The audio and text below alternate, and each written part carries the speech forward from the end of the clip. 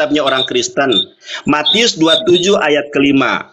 Ada tafsiran, Bun. Kalau kita klik ini versi paralel. Ini kalau klik ini versi paralel. Kalau ini tafsiran, kita coba lihat tafsirannya.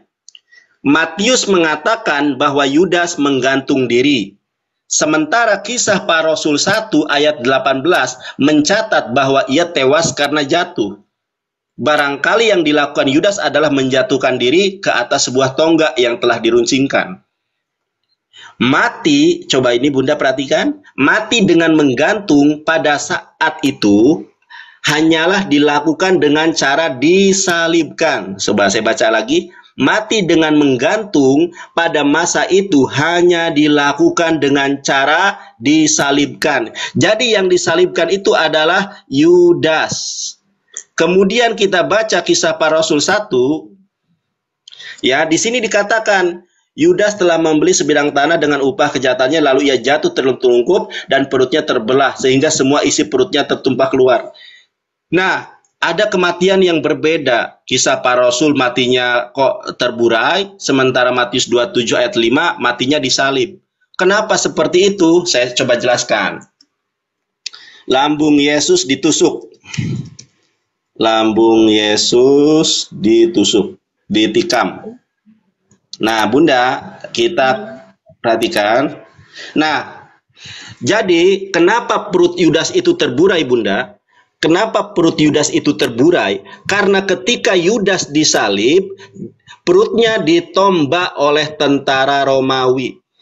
Makanya kenapa? Kok ada kontradiktif di dalam Kisah Para Rasul 1 ayat ke mana tadi? Kisah Para Rasul 1 ayat ke-18 kematian Yudas perutnya terburai. Sementara di dalam Matius 27 ayat ke-5 Yudas disalibkan. Kenapa? Sebetulnya ketika Yudas disalibkan itu perutnya ditombak oleh tentara Romawi. Makanya perut isi Yudas terburai. Nah, saya akan ceritakan. Saya akan tunjukkan di dalam Injil abad pertama, Bun. Saya punya Injil abad pertama. Kalau peristiwa penyaliban itu simpang siur.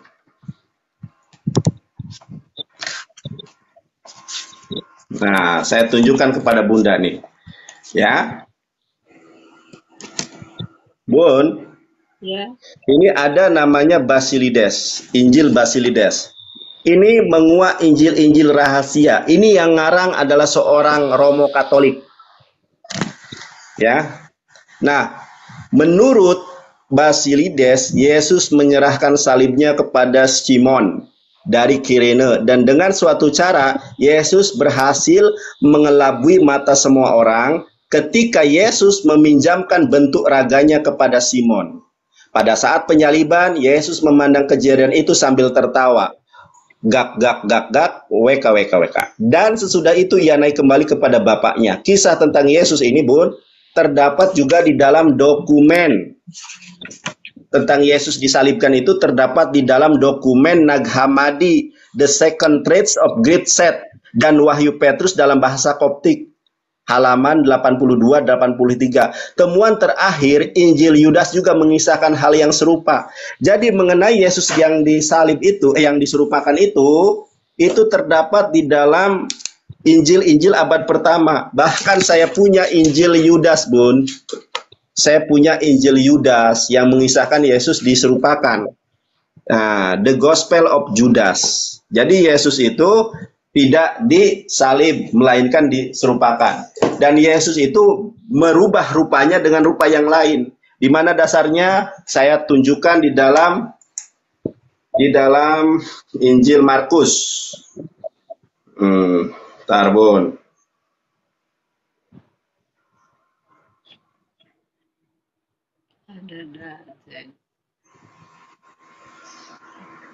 Bukanya cuma Injilnya dah. Nah, Bunda catat Markus 16 ayat ke-12. Markus. Ya.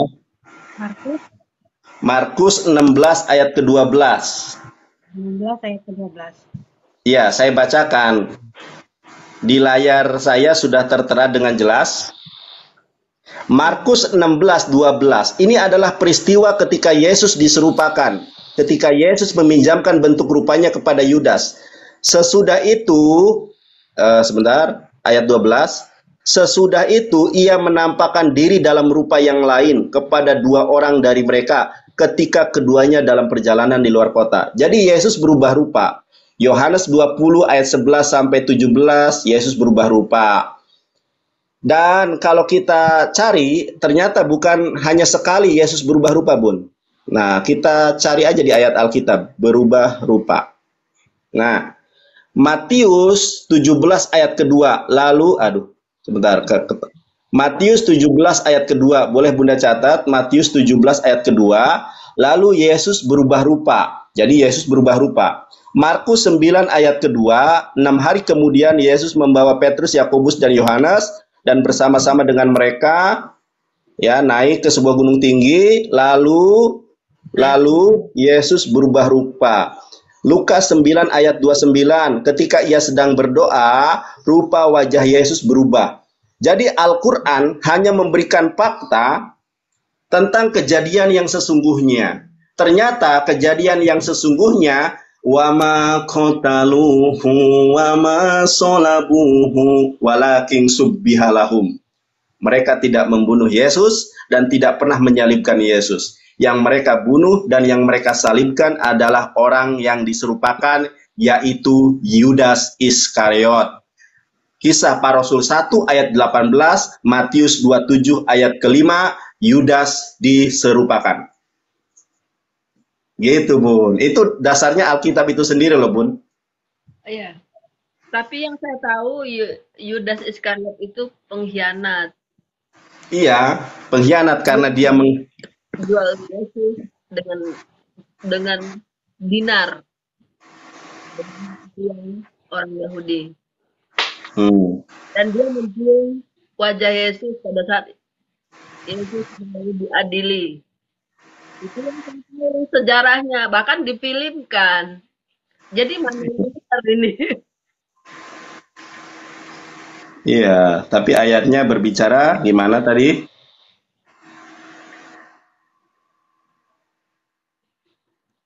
Tapi kok pendeta-pendeta nggak ada ngasih keterangan seperti ini loh. Karena para pendeta takut kehilangan perpuluhan. Sementara Evangelis Yonatan Nandar tidak ada yang bayar, tidak ada yang memberikan kolekte persembahan kasih, murni karena mewartakan firman, mengharapkan upah Firdaus, surganya Allah tertinggi. Gitu, Bun. Ntar saya tunjukkan ya, Bun. Ya, tadi menurut Bunda Yudas itu pengkhianat ya, Bun. Oke, saya tunjukkan kepada Bunda ayatnya. Oke, sebentar, versi Amsal. Tapi Yesus sudah tahu dia akan dikhianati dengan kedua belas muridnya. Ya, ntar ya, Bun. Mana sih tadi? Aduh.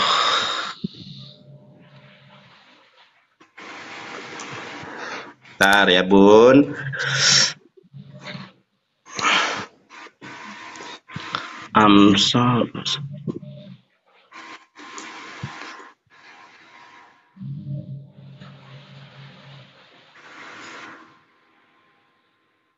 Nah, Bunda tahu kenapa Yudas yang disalib? Bunda tahu nggak kenapa si Yudas yang diserupakan? Karena si Yudas adalah pengkhianat. Nah, kita baca Amsal 21 ayat 18. Amsal 21 ayat 18 bahwa Yudaslah yang diserupakan karena dia adalah pengkhianat. Nah, saya bacakan kepada Bunda, orang fasik dipakai sebagai tebusan bagi orang benar dan pengkhianat sebagai ganti orang yang jujur. Makanya kenapa bukan Yesus yang disalibkan? Karena Yesus adalah orang yang jujur. Kenapa si Yudas yang disalib? Karena dia adalah pengkhianat, Bun.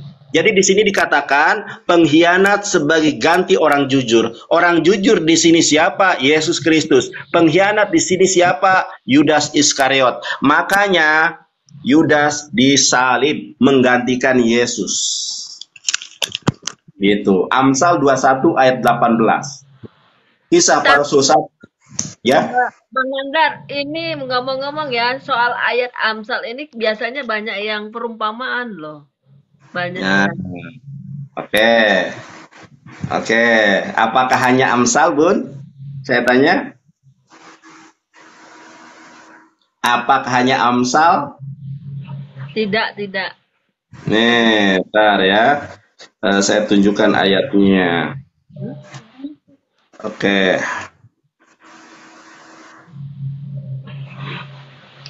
Yohanes 16 ayat ke-25, Bun. Yesus juga mengajar dengan perumpamaan, Bun. Ya, saya bacakan Yohanes 16 ayat ke-25. Kata Yesus, semuanya ini kukatakan kepadamu dengan kiasan, dengan alegori, dengan perumpamaan. Akan tiba saatnya aku tidak berkata-kata kepadamu dengan kiasan, dengan alegori, dengan perumpamaan, tetapi terus terang memberitakan Bapa kepadamu. Nah, Yesus juga ternyata memberitakan Injil dengan perumpamaan.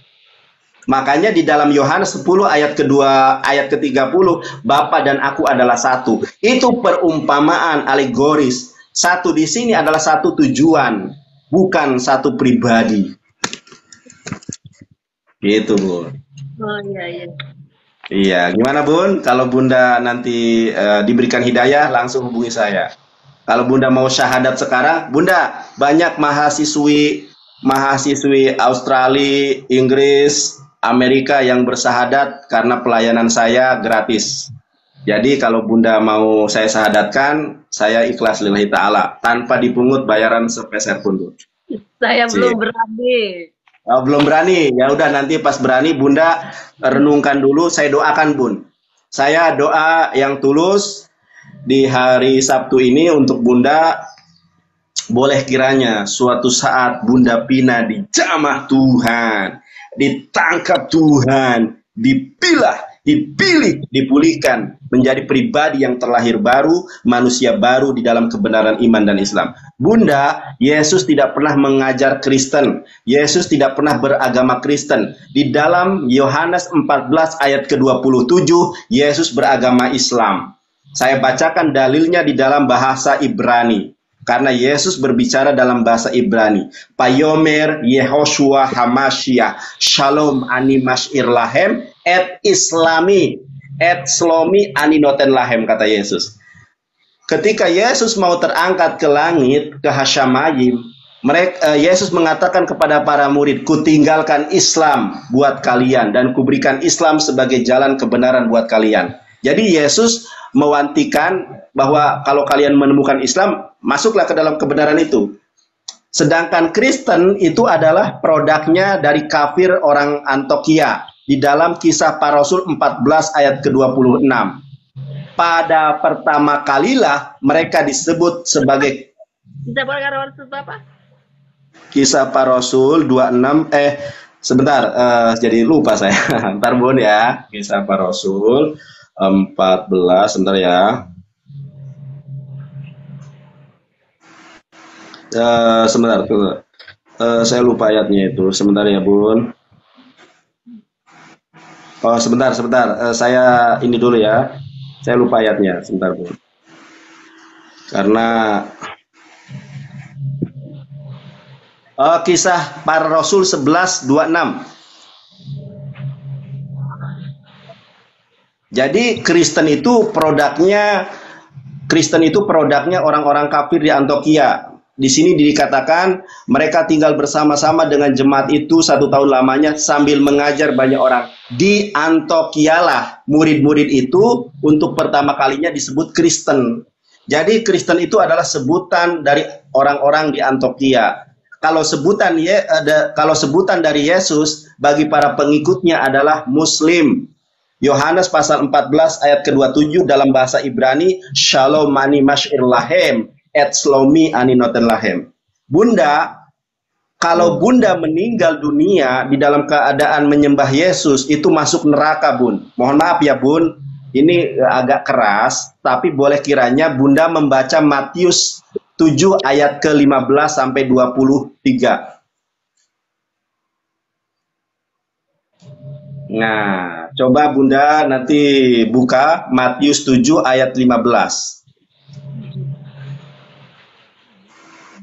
Saya bukakan kepada Bunda Matius 7 ayat ke-15. Perikopnya hal pengajaran yang sesat. Di dalam Matius 7 ayat ke-15, waspadalah terhadap nabi-nabi yang tidak asli. Teman-teman, saya kena report, mohon tap-tap layar. Waspadalah terhadap, kenapa Bun? Palsu. Matius 7 ayat ke-15 sampai 23 Bun. Iya, udah. Ya, coba nanti saya jelaskan ya.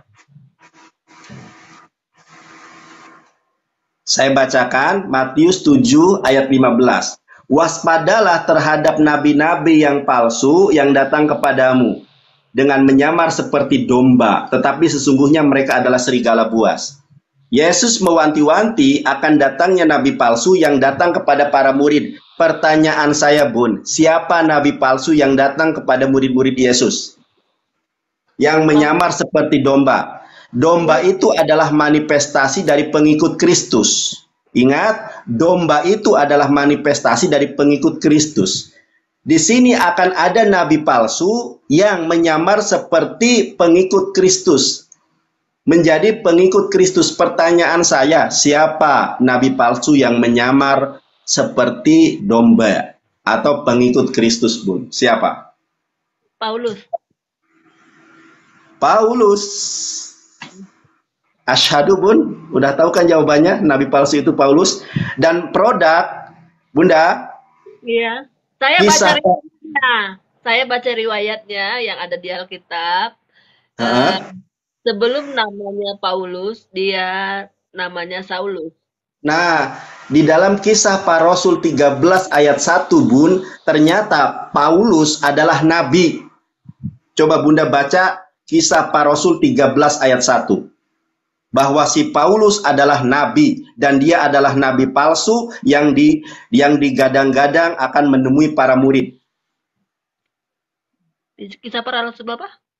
13 ayat 1. Saya bacakan ya. Kisah Para Rasul 13 ayat 1 bahwa si Paulus ini nabi palsu yang akan menyesatkan banyak orang. Nih, saya bacakan Bun. Kisah Para Rasul 13 ayat 1. Pada waktu itu di dalam jemaat di Antioquia ada beberapa nabi dan pengajar, yaitu Barnabas dan Simon yang disebut Niger, dan Lukius orang Kirene, dan Menahem yang diasuh bersama dengan raja wilayah Herodes, dan Saulus. Jadi sebelum dia jadi domba, dia namanya Saulus dan dia adalah nabi. Nah, Bunda tahu tidak kisah Stefanus? Bunda tahu kisah Stefanus? Tahu. Stefanus itu adalah murid kesayangan Yesus. Dia itu seorang yang sangat taat beribadah. Tapi dia dirajam Bun, dilempari batu Bun. Ulah siapa Stefanus dirajam, dilempari batu? Karena dipitnah dan dihasut oleh si nabi palsu yaitu Paulus ini Bun. Nah, makanya di ayat ke-22 dikatakan begini. Di dalam Matius 7 ayat ke-22, pada hari terakhir banyak orang yang berseru kepadaku, Tuhan, Tuhan, bukankah kami bernubuat demi nama Tuhan Yesus, mengusir setan demi nama Tuhan Yesus, dan mengadakan banyak mukjizat demi nama Tuhan Yesus? Dan saya banyak mendengar orang Kristen mengatakan nabi palsu adalah Muhammad. Sejak kapan Muhammad mengajarkan mengusir setan atas nama Yesus? Nabi Muhammad ketika mengajarkan mengusir setan itu atas nama Allah. Contoh, a'udzu bikalimatillahi tammati min syarri ma khalaq. Bismillahilladzi la yadurru ma'asmihi say'un fil ardi wala fis samaa'i wa huwas samiul alim. Tidak pernah umat Islam diajarkan mengusir setan atas nama Yesus. Tetapi umat Islam diajarkan mengusir setan a'udzu bikalimatillahi tammati min syarri ma khalaq. A'udzu billahi minasyaitonir rajim atas nama Allah. Kemudian, bukankah kami bernubuat demi nama Tuhan Yesus? Tidak ada core of value di dalam Islam bernubuat dan banyak mujizat yang kami buat dalam nama Tuhan Yesus. Tidak ada umat Islam yang bermujizat atas nama Tuhan Yesus. Siapa yang melakukan ini? Ajarannya Paulus. Makanya di ayat ke-23, Bun, Ya. ayat ke-23, pada waktu itulah aku akan berterus terang kepada mereka dan berkata, aku tidak pernah mengenal engkau, enyahlah daripadaku, sekalian semua pembuat kejahatan. Jadi, nanti yang akan diusir di hari kiamat adalah orang-orang yang menyembah Yesus. Ajarannya Paulus, Bun. Si Paulus, nabi palsu ini, dia menulis 14 kitab di dalam perjanjian baru, lebih banyak daripada Injil. Injil hanya 4, Injil sinoptik dan non-sinoptik. Injil non-sinoptik, Injil Yohanes. Injil sinoptik, Matius, Markus, Lukas. Injil non-sinoptik, Yohanes. Tulisannya si Paulus ada berapa? Saya buka nih, tulisannya si Paulus. Jadi, yang lebih banyak itu ucapannya si Paulus daripada ucapan Yesus. Nah, ada Roma 1, 1 Korintus, 2 Korintus, Galatia, Efesus, Filipi, Kolose, 1 Tesalonika, 2 Tesalonika, 1 Timotius, 2 Timotius, Titus, Filemon, Ibrani. Wah, itu tulisan Paulus semua didominasi loh. Sementara Paulus adalah nabi yang tidak asli. Bagaimana ajarannya menyelamatkan ke sorga, sementara tulisannya adalah tulisan nabi palsu semua, Bu. Oleh karenanya, Bunda, saya tidak mau mempengaruhi Bunda. Kalau Bunda mau selamat, ya hanya ada di dalam Islam. Kalau di dalam Islam itu dijamin keselamatan, Bun. Dalilnya mana? Kullu ummati daholal jannah, kata Rasulullah SAW. Setiap umatku pasti akan masuk surga. Illa man aba. Kecuali orang yang nggak mau. Para sahabat bertanya, wahai Rasulullah, siapa yang nggak mau itu ya Rasulullah?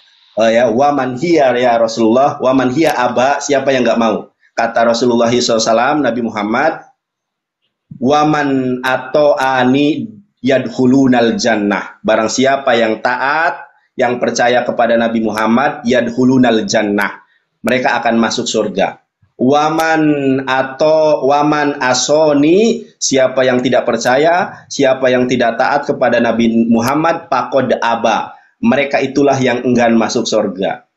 Begitu, Bun. Di dalam hadis yang lain dikatakan, waman man sami abi min umatin yahudiyun au nasroniyun falam tu'min bi dahlanar. Siapa di kalangan umat ini yang mendengar tentang aku, baik di kalangan Yahudi maupun Kristen, maka dia akan masuk ke dalam kerajaan maut, Bun. Masuk ke dalam neraka, Bun. Begitu itu di dalam keyakinan kami yang ditunjang oleh Matius 7 ayat ke-15 sampai 23, Bun. Gitu. Kalau Bunda mau saya tuntun syahadat, bisa sekarang ya. Nggak usah dulu, saya mau tanya, itu kan Iya. di Alkitab itu mengatakan, akulah jalan kebenaran dan hidup. Tidak ada yang bisa melalui kalau tidak melalui aku. Itu kan. Saya hafal ayatnya itu, Bun. Saya hafal itu ayatnya. Iya. Itu di dalam Yohanes pasal 14 ayat ke-6. Yohanes pasal 14 ayat ke-6 saya hafal bahasa Ibraninya. Di dalam bahasa Ibraninya, Anohi haderek veha emet. Aku adalah jalan kebenaran dan hidup. Tidak sampai kepada Bapa kecuali melalui aku. Saya percaya dengan ayat itu, Bunda. Percaya 100%. Iya. Saya percaya. Saya percaya 100% dengan ayat itu. Kenapa? Karena Yesus memang diutus menjadi jalan. Tetapi Yesus diutus menjadi jalan bukan untuk orang Indonesia, Bun. Bukan untuk orang Malaysia. Dia diutus hanya kepada domba-domba di antara Israel. Sebentar. Tapi itu kan perumpamaan, Bang. Ya, meskipun perumpamaan, tapi Yesus hanya diutus kepada... Nah, ini, Bun. Kata pendeta saya, itu mencapai... Nah, Bunda perhatikan ini. Di dalam Matius 15 ayat ke-24, jawab Yesus, aku diutus hanya kepada domba-domba yang hilang dari umat Israel. Jadi, Bun, Yesus itu jalan kebenaran dan hidup bagi orang-orang Israel, bukan untuk orang Indonesia. Makanya Yesus juga melarang orang pergi ke orang-orang Samaria. Bentar ya, Yesus melarang.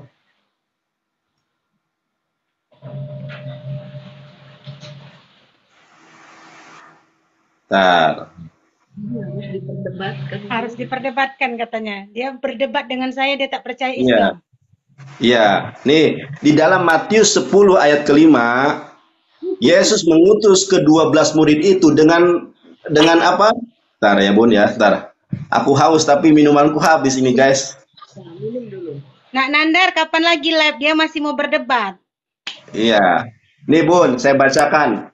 Matius 10 ayat kelima. Ke-12 murid itu diutus oleh Yesus. Ia berpesan kepada mereka, janganlah kamu menyimpang ke jalan bangsa-bangsa lain atau masuk ke dalam kota Samaria, melainkan pergilah hanya kepada domba-domba yang hilang dari umat Israel, bukan kepada bunda. Yesus itu jalan kebenaran dan hidup hanya untuk Israel. Kalau Nabi Muhammad, wa ma arsalnaka ila rahmatan lil alamin, kafatul linnas, untuk seluruh manusia, bukan untuk hanya bangsa Israel. Jadi kalau Yesus jalan kebenaran dan hidup, sekarang saya mau tanya sama Bunda, apa yang dimaksud hidup di dalam Yohanes pasal 14 ayat ke-26? Ayat ke-6. Itu hidup itu artinya yang saya pelajari dari pendeta ya, Ya. hidup kekal. Hidup kekal. Hidup kekal kan? Sekarang saya tanya, apa hidup kekal itu? Mengikuti perintah Tuhan. Lebih spesifik, Bunda baca Yohanes 17 ayat ketiga.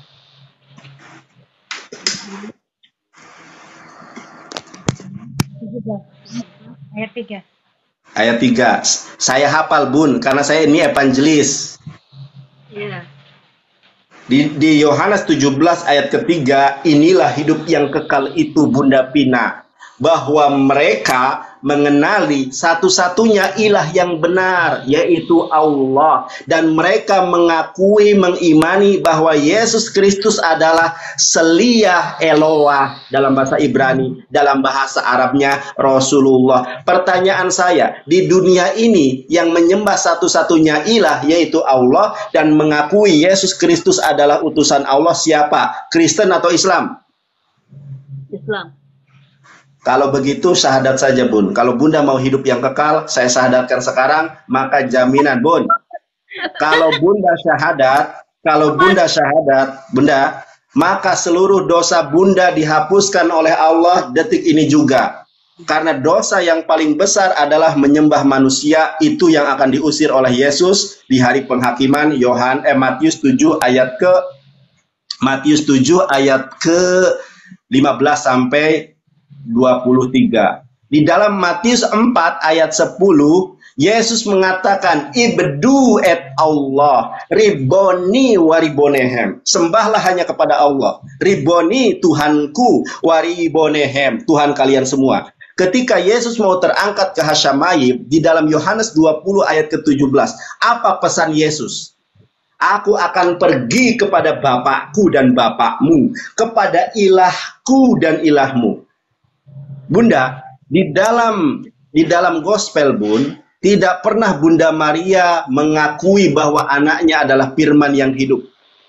Tidak pernah di dalam gospel mengatakan Yesus adalah Tuhan yang menjelma menjadi manusia. Bunda Maria tidak pernah menyembah Yesus. Kenapa? Makanya di dalam gospel sedikit sekali kesaksian tentang Bunda Maria. Karena Bunda Maria tidak pernah menyembah Yesus.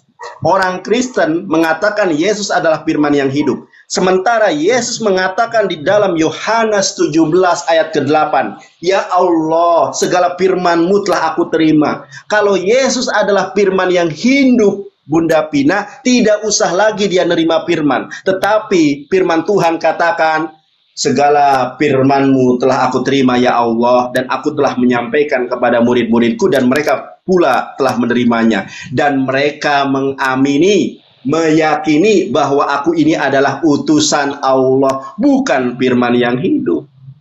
Tidak pernah di dalam bahasa Ibrani Yesus mengatakan Payomer Yehoshua Hamasya Anohi Hadafar o Anohi Hamillah Aniro Sehlihiyot An-Nasim Haferim Fehaberot Hanya Karim. Itu bahasa Ibrani, Bun. Ya.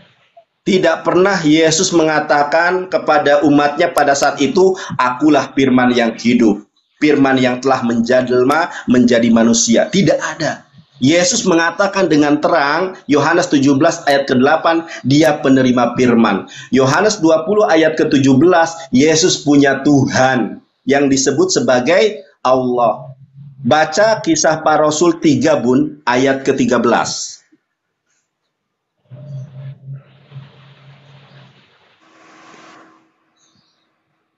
Nah, Kisah Para Rasul 3 ayat ke-13. Nih, saya tunjukkan kepada Bunda nih. Ya, Bun. Coba di dalam Kisah Para Rasul 3 ayat 13. Allah Abraham, Ishak dan Yakub, Allah nenek moyang kita yang telah memuliakan hambanya, yaitu Yesus. Ternyata Yesus itu adalah seorang hamba, Bunda, bukan seorang Tuhan. Kisah Para Rasul 13 ayat Kisah Para Rasul 3:13, Yesus adalah hamba Allah, bukan Tuhan. Nah, Kisah Para Rasul 3:13, Yesus adalah hamba Allah. Nah, Nanda, Ya. Nanda, ini baterainya udah mau habis. Saya mau pergi kerja. Nanti kalau mati sendiri, Oh ya udah, kalau gitu gimana Bunda Pina? Ini HP-nya mau dibawa kerja. Bunda Pina kalau mau bertobat, nggak dibawa kerja. HP-nya nggak dibawa kerja. Cuman saya mau pergi kerja, saya tinggal HP-nya. Kalau nanti mati sendiri, berarti habis baterai. oh gitu. Ya, saya serahkan kepada Bunda Pina nih. Bunda Pina sudah tahu bahwa si Paulus nabi palsu. Kemudian ajaran Yesus mengatakan tiada Tuhan selain Allah. Gak usah tunggu waktu yang lama, Bunda. Kebenaran sudah ada di depan mata. Kalau Bunda mau bersahadat, dosa-dosa Bunda dihapuskan dari mulai lahir sampai saat ini. Bunda seperti bayi yang lahir kembali. Kalau Bunda mau syahadat, saya syahadatkan sekarang seperti orang mahasiswi Australia, Amerika, Inggris yang saya syahadatkan. Bahkan di YouTube saya, Yonatan Nandar, juga banyak orang yang sudah bertobat menyembah manusia karena melihat kebenaran di channel YouTube Yonatan Nandar. Di subscribe channel YouTube Yonatan Nandar. Gimana, Bun? Maaf, Bang Nandar, saya Ya. belum bisa ambil keputusan Belajar karena dulu. saya mau belajar. dulu. Ya, nggak apa-apa, Bun. Karena orang tua saya sudah tidak ada lagi, saya sudah tersingkir dari keluarga karena Nah, biaya. apalagi sudah nggak ada orang tua dan lain sebagainya, dan Bunda juga sudah memiliki kebebasan, independensi untuk kemudian memilih jalan yang mana yang harus ditempuh. Kalau Bunda memilih jalan kebenaran dan hidup, yaitu Islam, maka Allah akan mengasihi, Allah akan menyayangi Bunda. Gitu, Bun. Ya, maka Saya sudah siap, saya live lagi karena saya merasa untuk sekarang saya merasa belum terpanggil dan saya masih bingung masih mau belajar. siap, nggak apa-apa, Bun. Nanti kalau sudah terpanggil, di follow saja saya sudah follow Bunda Fitri. Nanti silakan DM saya kalau mau bersahadat, nanti saya sahadatkan ya. Jadi biar dia berpikir dulu ya, anak Nandar Ya, ya. biar berpikir dulu, sudah mengenali bahwa si Paulus adalah nabi palsu, si nabi penyesat, maka Bunda harus berpikir matang, harus menentukan pilihan yang benar, yaitu Islam. Inna dina indallahil Islam, agama yang dibenarkan dan dibenarkan karena firman hidup adalah Islam. Oke, terima kasih, Baik, Nak Bun. Nandar. Ya, sampai jumpa kembali, Bunda. Selamat datang di dalam kebenaran Islam. Kalau Bunda ada pertanyaan, tinggal DM saja. Saya akan balas DM Bunda ya. Terima kasih, Bun. Ya. Waalaikumsalam warahmatullahi wabarakatuh.